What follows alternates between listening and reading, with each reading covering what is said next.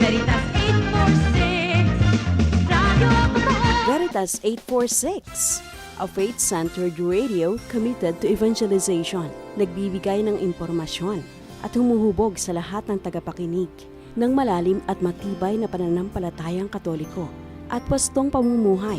Nagpapahayag ng totoo at balanseng balita, advokasya ng simbahang Katolika at pampublikong serbisyo sa mga maralita. Nagtatatag na nakikinig, natututo at nagmamahal na sambayanan sa radyo.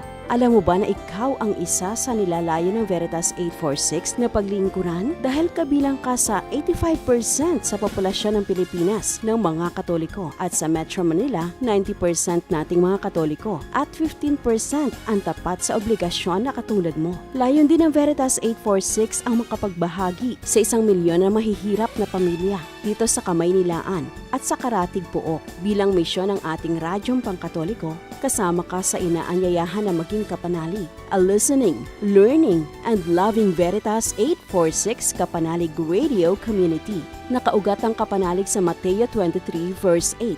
Sa pagiging kapanalig ng Veritas 846, makakatanggap ka ng blessings tulad sa religious programs, sinusuportahan ang prayer life mo at ng iyong parokya. May ongoing spiritual at religious formation para sa iyo. May counseling, healing at deliverance services. Naroon din ang misa at pagnanobena, ang pag-aaral ng Biblia, ang pagtatanggol sa ating pananampalataya at charismatic spirituality. Pinaghahandaan din ang mga church social teachings, catechetical instructions, pastoral development, psycho-spiritual formation sa mga kabataan, sa pag-aasawa at sa pagpapamilya. Inilalahad din sa iyo ang mga balita, advokasya ng simbahan at ang tinig propetika ng pinuno ng ating simbahan na nagsusulong ng pagbabago. Kasama mo ang programang ito tuwing umaga sa global at national, sektoral o iba-ibang komisyon ng ating simbahan at ang programa tungkol sa ikabubuti ng mga pamilya tulad ng political advocacy,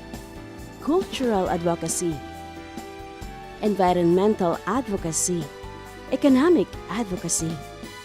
Iniaabot ang public service para sa mga maralita tulad ng kalusugan at karamdaman, paralegal, livelihood at job opportunities sa pang-araw-araw na Caritas sa Veritas programs. Katuwang ng Veritas 846, ang Caritas Social Services Development Arm at ng Pondo ng Pinoy mula sa 10 dioceses ng Mega Manila o 587 parokya. Bukod sa programang handog sa iyo ng Veritas 846 bilang kapanalig, may chance ka na magwagi sa biyayang kapanalig daily raffle. Makakatanggap ka ng birthday blessing mula sa obispo sa iyong kaarawan at birthday greeting sa Veritas 846 programs on air. Pwede ka rin magpa-announce tungkol sa mga activities ninyo sa inyong parokya.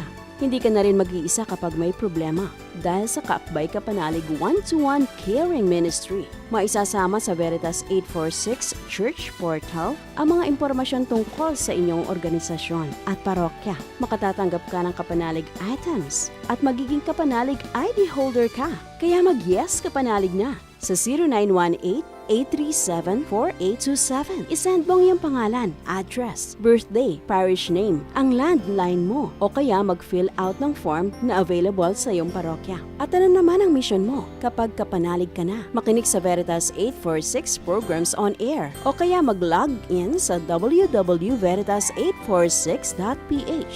I-promote ang debosyon ng Our Lady of Veritas. Himukin na makinig sa Veritas 846 ang kamag-anak, kaibigan, kasama sa organisasyon, kapwa parokyano. Makipagtulungan sa Veritas 846 event at special project. Magbigay ng regular feedback sa programa ng Veritas 846 ng activities, anchors, at signal. Mag-recruit para sa kasapi ng kapanalig. Suportahan ang patuloy na paghahanap ng Veritas 846 Witnesses of Truth. Magbalita tungkol sa parokya at barangay. Alamin at isa-puso ang panalangin sa Our Lady of Veritas. Makipagtulungan sa Veritas Stewards sa iyong parokya at ang pledge ng 846 sa pagpaparegister at annual pledge para maging covenanted members o committed members.